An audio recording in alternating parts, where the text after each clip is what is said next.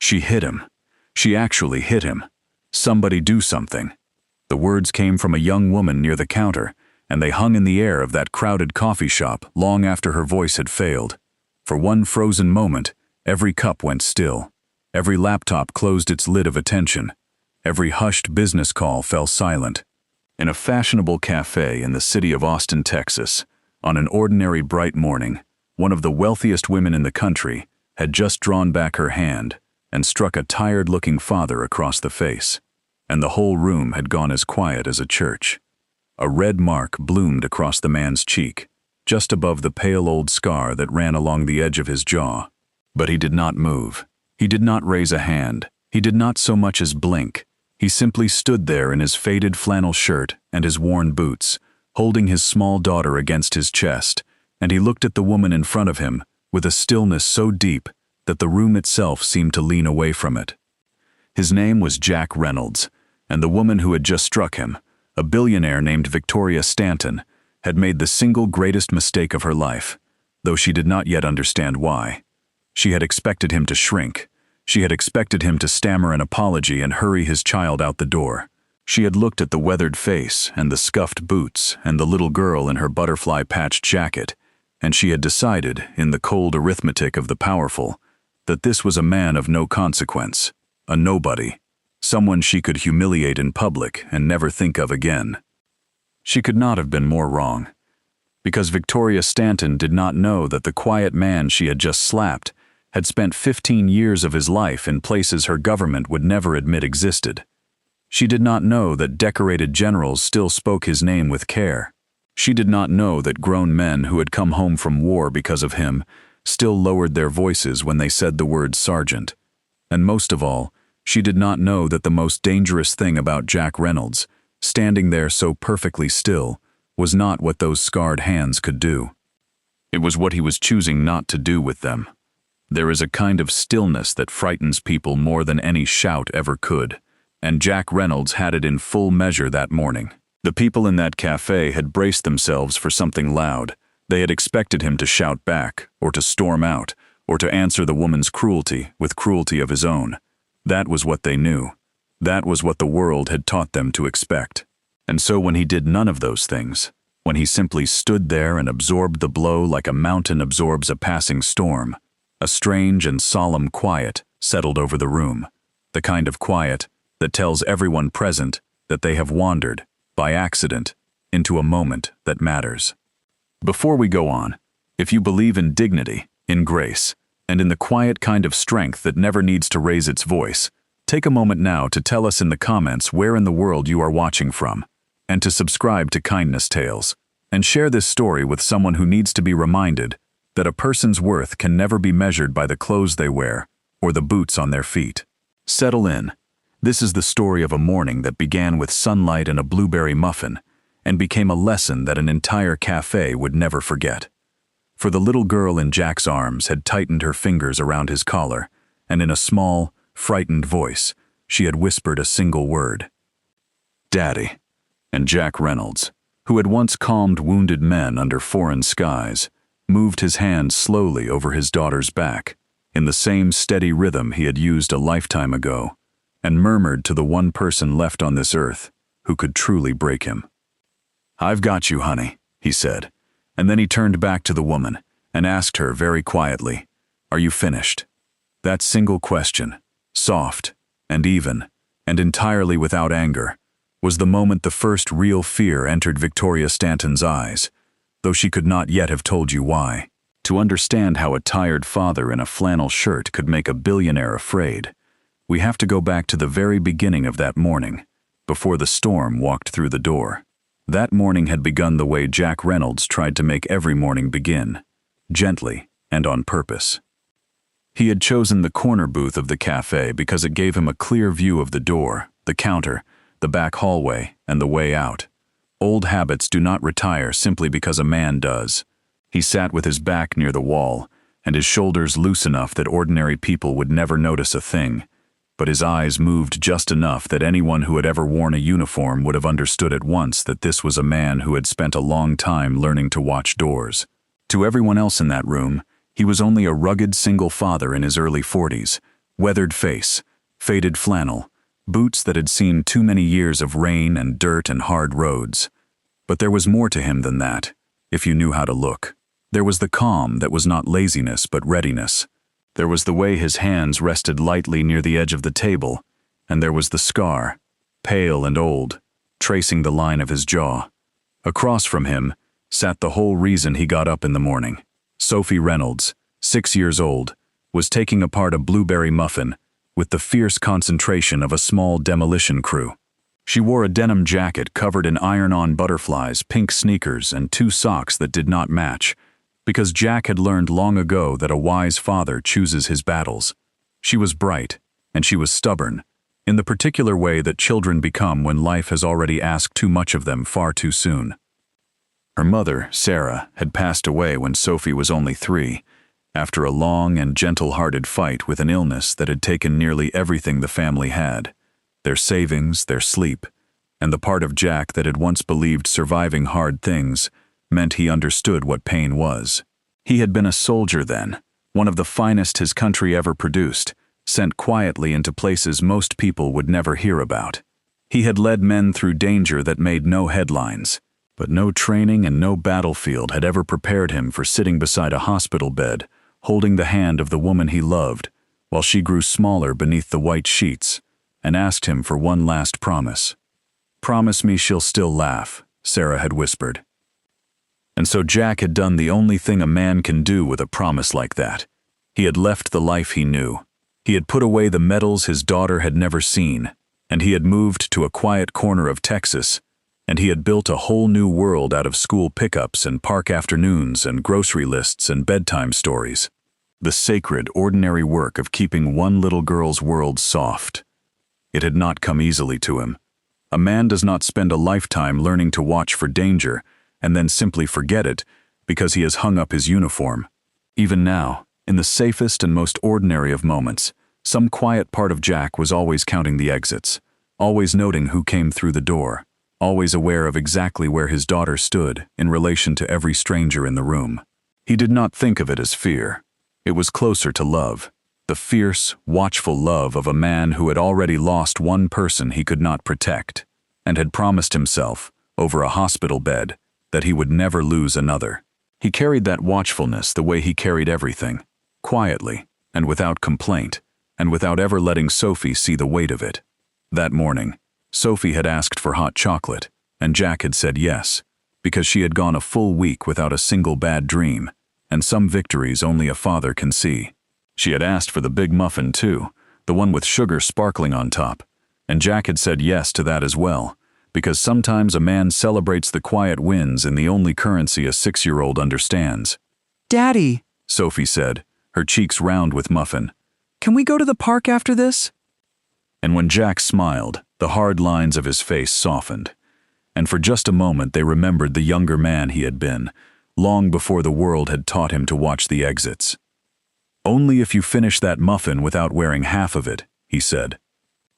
Sophie looked down at the crumbs scattered across her butterflies. "Too late.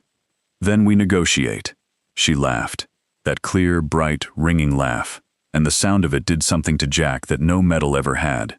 It made the whole loud, crowded, expensive room worth enduring, because that was what love so often asked of him, to walk into places he would rather avoid, simply because someone very small was happy there. He could not have known that the door was about to open, and that the storm was about to walk in. Victoria Stanton did not enter the cafe like a customer. She entered it like a takeover. She swept through the door in a white designer suit and dark sunglasses, her heels striking the polished floor like small hammers, 2 nervous assistants orbiting her with tablets and fear. Behind her came a very large man in a tailored black suit, whose eyes moved across the room with a familiarity that Jack recognized at once, the practiced sweep of a man trained to look for trouble. That was Bradley Ford, her bodyguard, though Jack did not yet know his name, and had no reason to care. Victoria Stanton was 42 years old, and she was the founder and chief executive of Helios Technologies, an aerospace and defense empire worth billions. The business magazines called her visionary. The people who had worked for her used other words. She had come to Austin that morning to finalize an enormous government contract, the kind that changes the fortunes of a company overnight, and a delay in the paperwork had put her in a mood that made everyone around her speak in short, careful sentences. She had not always been cruel. That is the sorrowful truth beneath most cruelty, if you look long enough. Somewhere, a very long time ago, there had been a younger Victoria who wanted only to build something real, and to prove wrong every person who had ever told her she could not. But the world she had climbed into rewarded hardness and punished mercy, or so it had seemed to her, and year by year she had traded away the softer parts of herself for the harder ones, until she had come to believe that cruelty and strength were the same thing. They are not. But a person can go a very long way in life without ever being forced to learn the difference. Right up until the morning, the difference finally catches up with them. "I don't care what the lawyers said," she snapped into her phone as she cut straight to the front of the line. "If they can't have clean language by noon, replace them. I am not losing this deal because someone in legal suddenly grew a conscience." A young man in a startup hoodie glanced up as she pushed past him. "Excuse me," he said mildly. "The line starts back there." Victoria lowered her phone just enough to look at him over the rim of her sunglasses. "I earn more money blinking than you will earn in your whole life," she said. "Don't confuse standing near me with mattering to me." The young man flushed and stepped back. A few people stared. Most looked down at their coffee. Wealth, Jack noticed, has a strange way of making cowardice feel like good manners. But he said nothing, because he had learned long ago that not every arrogant person in a room is his concern. His concern was Sophie, his coffee, his promise of the park. He watched the woman the way he watched every stranger, briefly and completely, and then he set her aside in his mind as someone else's problem and returned his attention to his daughter. He had no way of knowing that in a matter of moments, the woman in white would make herself very much his concern. And Sophie, at that very moment, had decided to be a big girl and throw away her own muffin wrapper. She slid out of the booth with her mug of hot chocolate, held carefully in both small hands, humming a cartoon tune under her breath, walking with the enormous concentration of a child, determined not to spill a drop. Jack tracked her without even thinking about it. Sophie, toward the trash can, 12 feet, clear path, mostly, and then, out of the corner of his trained eye, the other variable, Victoria Stanton, coming fast around the pastry display, eyes down on her phone, on a path that would cross his daughter's in 3, 2. "Sophie, stop!" His voice cut across the cafe, low and absolute, the voice of a man used to being obeyed instantly. Sophie froze halfway across the floor, but Victoria came around the corner in that same instant, still staring at her phone, and walked directly into the child. The mug shattered. Hot chocolate splashed across the polished concrete and spotted the woman's white shoes. And Sophie fell backward, landing hard on the floor with a small gasp that turned every drop of blood in Jack's body to ice. The whole cafe seemed to hold its breath. Sophie sat stunned among the broken pieces, her eyes wide, her lower lip beginning to tremble, and Victoria Stanton looked down, not at the frightened child first, but at her shoes, and her face did not fill with concern. It filled with fury. "You clumsy little thing," she snapped. "Do you have any idea what these cost?" Her voice climbed, sharp and ugly, loud enough to turn heads across the entire room. "Where is your mother? Who lets a child wander around a place like this?" Sophie's eyes filled with tears. "I'm sorry," she whispered. And that was when the woman reached down, as if to take the little girl by the arm. She never touched her, because Jack was already there. No one saw him cross the room. One moment he was in the corner booth, and the next he simply was there. A wall of flannel and quiet authority standing between the woman and his daughter. He did not shove her. He did not shout. He did not so much as raise his hands. He merely placed his body in the space where harm was trying to go, the way a boulder places itself in the path of a river. "Step back," he said. Victoria recoiled half a pace, startled by how suddenly and how silently he had appeared. For just a heartbeat, some old and honest instinct deep inside her whispered a warning, that she was standing too close to something she did not understand. But pride is quick to murder instinct. She looked him up and down. Worn shirt, old boots, a cheap watch, a tired face, and she made her calculation in an instant, and the calculation was wrong. poor, powerless, beneath her. Jack crouched down without ever taking his eyes off her, and lifted Sophie gently into his arms. The little girl buried her face against his shoulder and cried quietly, more embarrassed than hurt, shaken to her core. His hand cradled the back of her head. "You're all right, honey," he murmured. "I've got you." Then he rose to his full height and faced the woman.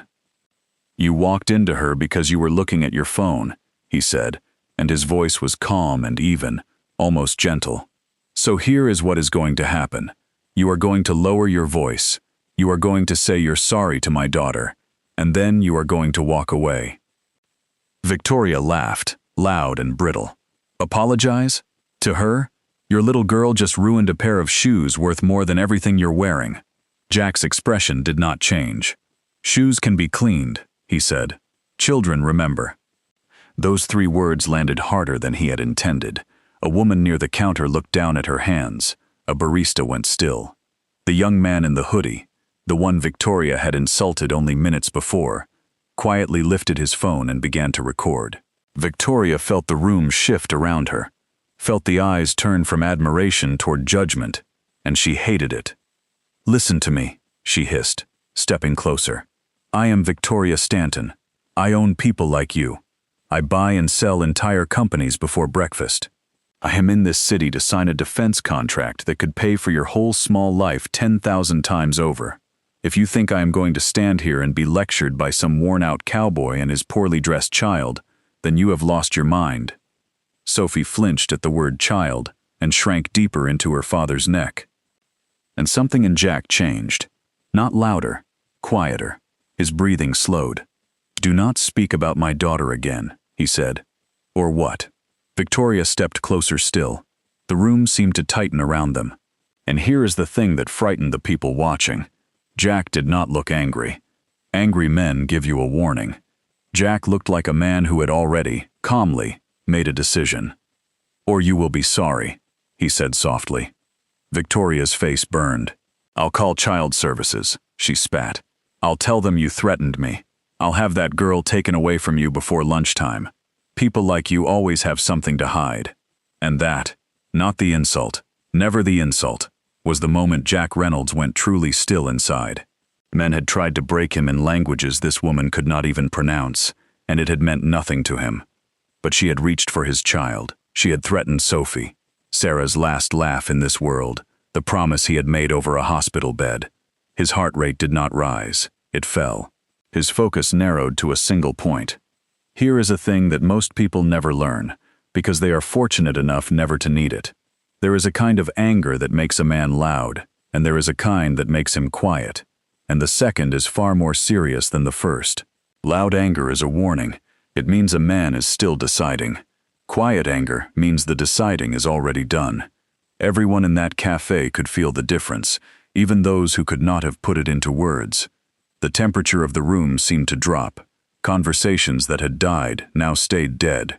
And though Jack had not moved a muscle, though his hands still rested calm and open, some deep and honest instinct in every person watching told them that they were now standing on the edge of something, and that the woman in white had no idea how close to that edge she had wandered. "You're done talking," he said. "Leave." But Victoria Stanton had lived far too long without ever hearing the word no. Power had taught her that every boundary was an insult to be crushed. And so, blind with rage, she drew back her hand, and she struck him across the face with everything she had. The sound of it stopped the cafe cold. A pitcher slipped from a barista's hands and rang against the tile. Someone gasped, and Jack Reynolds did. Nothing. He simply stood there and absorbed it, the way a mountain absorbs a passing storm. And that stillness was more terrible than any shout could ever have been. "Are you finished?" he asked. His voice was flat. No drama, no threat. Only a question. The kind of question that sounds like the last chance a person is ever going to get. That was the moment the glass doors banged open, and Bradley Ford came shoving through the crowd, one hand already sliding toward the inside of his jacket, his huge frame pushing startled customers aside. "Ma'am, step back," he barked. Then, to Jack, "You, put the child down and step away, right now, before I put you on the ground." Jack did not move. Bradley took 2 steps closer. and then he saw the scar along the jaw, and then he saw the eyes, pale and steady, and utterly without fear.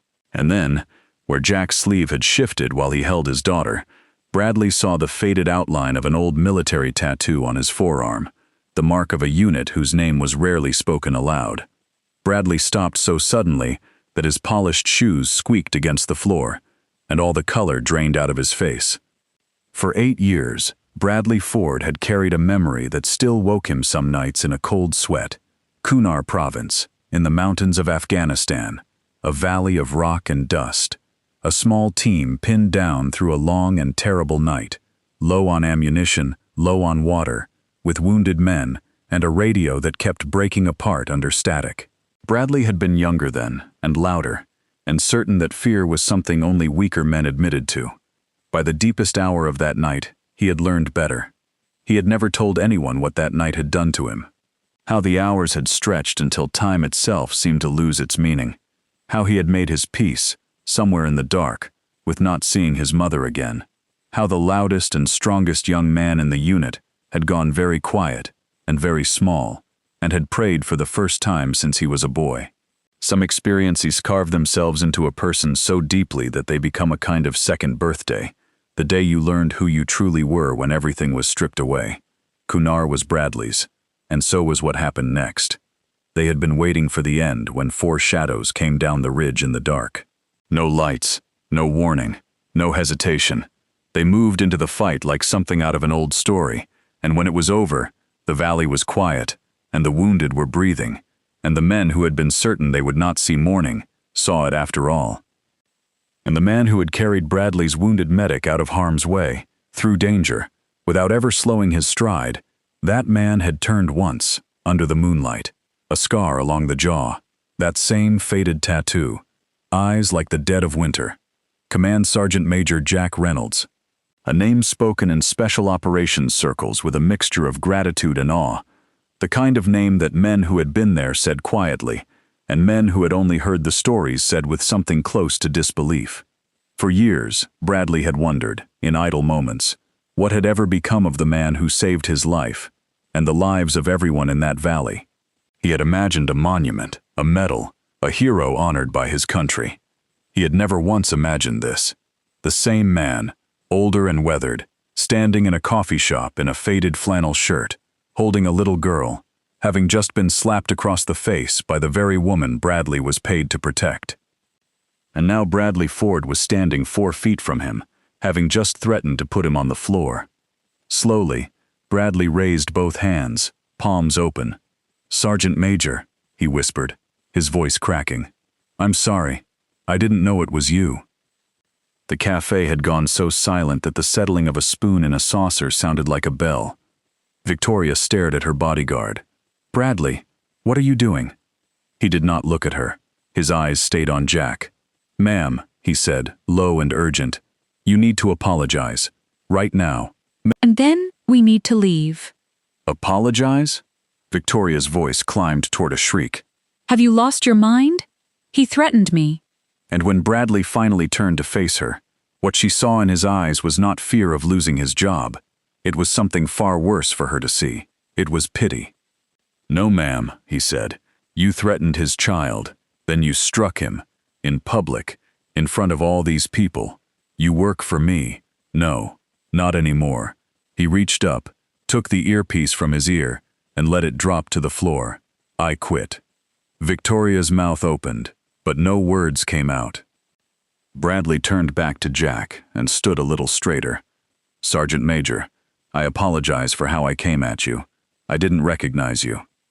Jack's eyes rested on him, steady and unreadable. "You were doing your job," he said. Bradley swallowed hard. "No, sir," he said quietly. "I was doing hers." And that single sentence crossed the room like the turning of a page, the moment when the powerful woman in white lost command of the very man she had paid to enforce her will, and the whole cafe understood that something had shifted and would not shift back. Victoria looked around the room and, for the first time in a very long time, realized that the people watching her were not afraid. They were simply watching, waiting, judging, and her pride panicked before her mind could catch up. This is absurd, she snapped. I don't care what soldier fantasy you two share. I am Victoria Stanton. I am here to sign a contract worth billions with the government of this country. I have senators who return my calls. I have generals who know my name. I will not be humiliated by a washed-up veteran and a cowardly bodyguard. Jack shifted Sophie a little higher in his arms. Take your loss and go home, he said. My loss? She laughed, wild now, unsteady. You think this is over? I'll call General McIntyre this very minute. He handles acquisitions for special operations. He'll have the local police drag you out of here in handcuffs, and by dinner that little girl will be sitting in a government office while they decide whether a violent man should be raising her at all. Jack's jaw tightened, just barely. Victoria, don't, Bradley said quietly. But she was already dialing. She put the call on speaker and held the phone up like a weapon. It rang twice, and then a deep, irritated voice answered. Victoria, this had better be about the final documents. Robert, she said, her voice sliding instantly into a smooth and practiced tone, so false that several people in the cafe exchanged disgusted looks. I'm so sorry to interrupt, but I've just been assaulted in a coffee shop downtown. Some unstable local man threatened me after his child destroyed my property, and my own bodyguard is refusing to help me because he claims he knows the man. I need assistance immediately. There was a pause. Victoria, call the local police. I'm in a briefing. He called him Sergeant Major, she said, glaring at Jack. Apparently the man has a scar along his jaw, some old military tattoo, and my bodyguard is acting as though he has seen a ghost. And the line went silent. Not quiet, silent. Victoria's confident expression flickered. Robert? When the general's voice returned, it had changed entirely. The irritation was gone. In its place was something careful, something almost like caution. Describe him again, he said.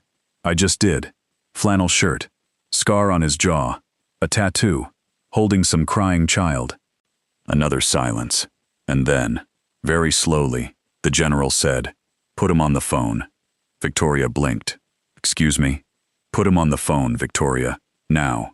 The command in his voice was so sharp that even she obeyed. She held the phone out toward Jack. Jack did not take it. He only leaned slightly toward it. McIntyre, he said. It's Reynolds. Far away, inside a great gray building where the nation's wars are managed, General Robert McIntyre closed his eyes and lowered his head into his hand. He knew that voice. Every senior officer with any connection to special operations knew that voice. Jack Reynolds had pulled pilots out of impossible valleys, had brought men home from places no aircraft was ever supposed to fly, had saved the lives of soldiers whose stars now sat on their own shoulders. McIntyre did not merely respect him. He owed him. He owed him lives. Jack, the general said, and everyone in the cafe heard the reverence in that single word. It's been a long time. How is Sophie? Victoria's face went white. The phone trembled in her hand. Jack rubbed his daughter's back. She was having a good morning, he said, until your contractor walked into her, knocked her to the floor, screamed in her face, threatened to have her taken away from me, and then slapped me across the face when I asked her to apologize. The silence that followed felt as though it would never end. When McIntyre spoke again, his voice had turned to cold iron. She struck you? She did. Robert, wait. Victoria burst in, panic rising now. He intimidated me. He was aggressive. His child. Stop talking, the general snapped, and the force of it made her flinch. You are standing in front of a man who gave this country more than your entire boardroom could comprehend if I briefed them for a week. The fact that you struck him and are still standing there unharmed is not proof of your power. It is proof of his restraint. Her lips parted. Robert, the contract. There is no contract. The words came down clean and final. Effective immediately, your company is suspended from all further discussions, pending a full review. A person who would strike a decorated veteran and threaten his child in a public cafe has judgment I would not trust with anything, let alone with what you are about to be trusted with. Do not call me again without your lawyers present. And then, gently, only for Jack. Jack, I'm sorry. Truly, give Sophie my best.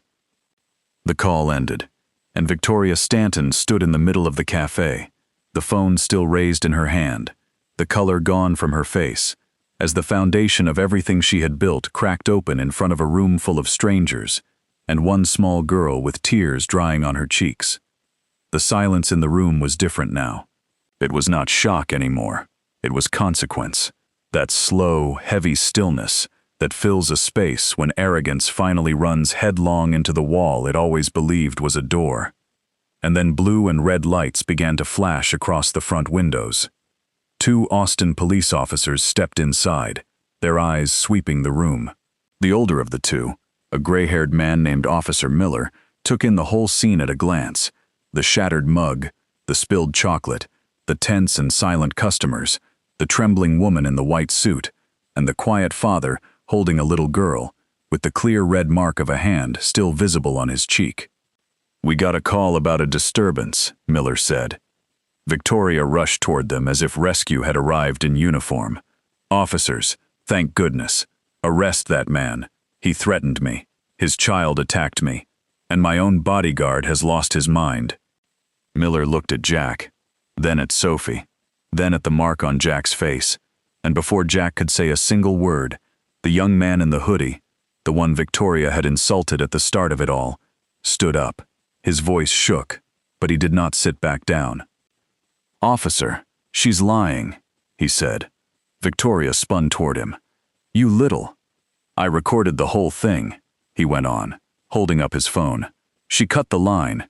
She insulted people. She ran into the little girl because she was looking at her phone.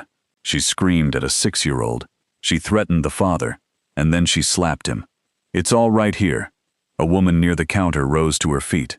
"So do I," she said. "Me too," said a man from the back. 3 different angles. The little girl didn't do a thing wrong." And for the first time that morning, Victoria Stanton stood in a room where she could not rewrite the truth to suit herself. Officer Miller let out the tired sigh of a man who has watched too many powerful people expect the law to bend around their shoes. "Ma'am," he said, "turn around and put your hands behind your back." She recoiled. "Absolutely not. Do you have any idea who I am?" "I know that you're being placed under arrest for assault," he said. "I'll have your badge for this. You can take that up downtown." And the handcuffs closed around her wrists. That small metallic sound changed the room even more than the general's phone call had. The call had wounded her empire. The handcuffs touched her body. She began to shout then, about lawsuits and careers and judges she would call, but no one moved to help her. Bradley stood aside, his face grave. The customers quietly recorded, and Jack gently turned Sophie away so that she would not have to watch the worst of it. As the officers led Victoria toward the door, she looked back once at Jack, with hatred and fear tangled together in her eyes. He did not return either one. He did not gloat. He did not smile, because it was not revenge that had carried him across that cafe floor. It was love. That was all it had ever been. Then the doors closed behind her, and slowly, uncertainly, the ordinary sounds of the world began to return. But they came back changed. People looked at one another differently now. The young man who had recorded the video sat down slowly, his hands still shaking, and a stranger reached over and squeezed his shoulder without a word. The woman who had spoken up wiped her eyes. Something had happened in that room that none of them had planned, and none of them would forget. A moment when a whole cafe full of ordinary strangers had been given a choice between comfort and courage, and had, one by one, chosen courage. That does not happen every day. Most of us go a lifetime without ever seeing it. They had seen it that morning, and it had changed the shape of their day, and perhaps a little of the shape of who they were. A young barista approached, her hands trembling. "Sir, I'm so sorry. We'll replace the hot chocolate, and the mug, and everything," she said. Jack shook his head gently. "It's all right." "No," the young woman said, surprising herself with the firmness in her own voice. "It wasn't." Jack looked at her, and after a moment he nodded once. "No," he agreed quietly. "It wasn't." Sophie lifted her head from his shoulder. Her eyes were red. "Daddy," she whispered, "I dropped the cup." And that, not the slap, not the threats, Not the old memories that Bradley's face had stirred. That was the thing that nearly broke him. That small apology, from a child who believed a broken cup mattered more than her own fear. Jack kissed her forehead. "Cups can be replaced, honey," he said, and he carried her out into the golden Austin sunlight, past the whispers and the phones, and he did not look back. But consequences do not end when a good man walks away from them. By noon, the video had spread across the country. At first, the headlines used the simple language of outrage. A billionaire had struck a single father in a cafe. But then the veterans began to recognize him, not with secrets that could never be told, but with a quiet reverence that changed the whole tone of the conversation. A retired soldier here, a former officer there, each of them adding a single careful line, "This is not a man you want to test." By evening, the woman's company had lost so much of its value that emergency calls were being made in boardrooms, and the same board members who had tolerated her cruelty for years, because it made them money, suddenly discovered a deep and urgent concern for character now that it was costing them. Federal reviewers announced they would be taking a closer look, and the great contract, the one worth more than some nations spend in a year, quietly vanished, as though it had never existed at all. The world had replayed that slap 1,000,000 times, and it had not misunderstood a thing. That night, while Sophie sat at the kitchen table of their small rented house drawing butterflies, Jack stood at the sink washing the dishes, and he found himself carrying a weight that felt, in its own strange way, heavier than anything he had carried in war. His daughter had watched a powerful adult hurt someone and then lie about it. But she had also watched strangers rise from their chairs to tell the truth. She had watched a bodyguard choose honor over a paycheck. She had watched a general defend what was right. And she had watched her own father refuse to answer cruelty with cruelty, when answering it would have been the easiest thing in the world. That was the lesson that mattered. Not the headlines, not the ruined contract. The lesson. "Daddy!" Sophie called. "Was that lady bad?" Jack dried his hands slowly and sat down across from her. Sarah had always been better at the soft truths. Jack had spent too many years living in the hard ones. "She did a bad thing," he said. Sophie frowned. "But is she bad?" "I don't know, honey," he said. "Sometimes people build a life where nobody ever tells them no, and then the first time somebody finally does, all the ugliness they've been storing up comes spilling out." "You didn't hit her back," Sophie said. "No. Were you scared?" Jack smiled faintly. "Not of her." "Then why didn't you?" He looked down at his hands, hands that had once been trained to do hard things, and were now used for lunchboxes, and ponytails, and dishes, and holding one small girl steady after a cruel world had knocked her down. "Because being strong doesn't mean doing everything you're able to do," he said. "Sometimes being strong means choosing what not to do." Sophie thought about that with the great seriousness children give to things that adults make complicated. "Like not eating all the sprinkles at once," she said. Jack laughed, and the day became survivable. Exactly like that. 3 days later, a letter arrived. Not an email, and not a statement from a lawyer, but a handwritten letter on heavy cream-colored paper, left on his porch. He nearly threw it away when he saw the name at the bottom, Victoria Stanton. But something in him believed that avoiding it would only give it power, so he sat down and read. The letter was not polished. It was full of crossed-out lines and places where the pen had pressed too hard. She wrote that she had watched the video over and over with the sound turned off, because she could not bear to hear herself. She wrote that she had built her company after being told that no woman could ever hold such a firm together, and that somewhere along the way she had mistaken cruelty for strength, because cruelty produced results more quickly. She did not ask him to defend her, or to drop the charges, or to let her meet his daughter. She wrote only one line, near the end, that made Jack stop and go very still. "I watched your little girl apologize for a cup that I broke inside of her, and I finally understood that I had become someone that children are afraid of." At the first court hearing, the room was full. Reporters filled the back rows. Veterans stood quietly along one wall, not invited, not organized, simply present, and Victoria entered without the white suit, without the sunglasses, without the assistants. She wore a plain dark dress, and she looked smaller than she had in the cafe. When the time came, her lawyer rose, polished and ready to soften every edge. But Victoria touched his sleeve and shook her head, and then she stood up herself. "Your Honor," she said, her voice unsteady but clear, "I do not contest the facts. I struck Mr. Reynolds. I threatened him. I frightened his child. I lied to the officers. There is no version of events that makes any of that acceptable." She turned slightly toward Jack, and her eyes did not ask him to rescue her, and that, somehow, mattered. "Mr. Reynolds, I am sorry.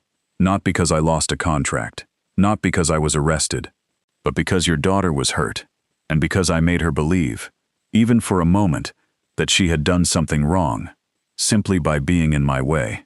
The judge ordered community service, counseling, a public apology, and restitution, and on the courthouse steps afterward, as Jack turned to leave, she spoke behind him. "Sergeant Major, I don't deserve forgiveness." Jack turned. "No one does," he said. "Will she be all right?" He looked toward the street, where Sophie sat swinging her legs and eating a granola bar. "She has questions," he said. "Children shouldn't have to," Victoria said softly. "No," said Jack, "they shouldn't." And then he studied her for a moment. "What will you do now?" She looked down. "Learn how not to be obeyed," she said. And it was the first honest thing she had ever said to him. Months later, people still told the story as though it were only about a slap and a set of handcuffs. Those parts were easy to repeat. They had shape and drama. But Jack never told it that way. When Sophie asked about that morning, he talked about the park afterward, and the ice cream with far too many sprinkles, and the young man who had found the courage to stand up and tell the truth when telling the truth was still frightening. And once, half a year later, a small package arrived with no return address. Inside was a ceramic mug painted with blue butterflies, chosen by someone who had clearly spent a long time deciding whether sending it was appropriate at all.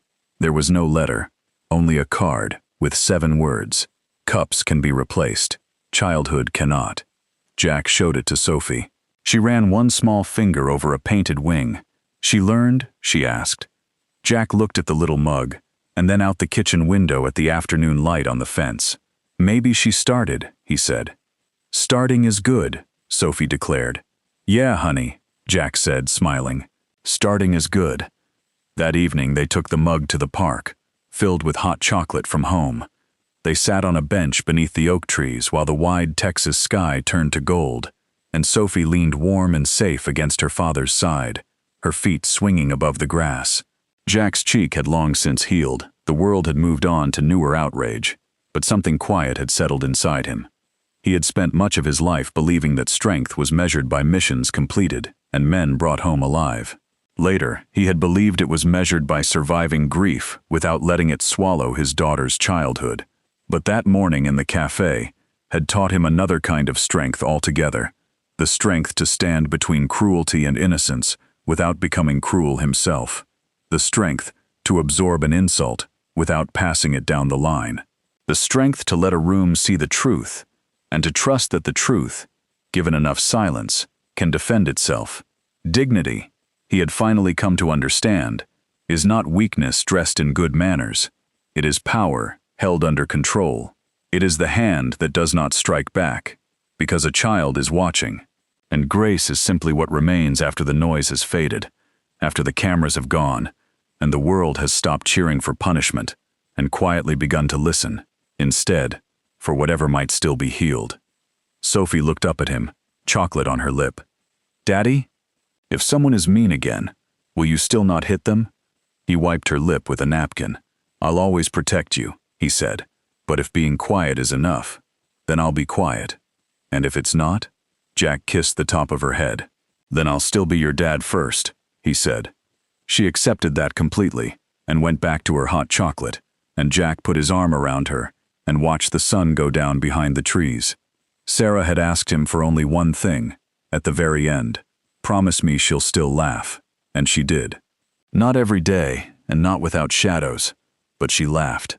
If this story touched your heart tonight, take a moment to leave a comment and tell us where you are watching from, and to share it with someone who needs to be reminded that true strength is so often the quietest thing in the room. and subscribe to Kindness Tales for more stories of courage, of quiet dignity, and of the small human choices that turn out, in the fullness of time, to matter far more than anyone ever knew. Thank you for being here with us. We are so very glad that you came.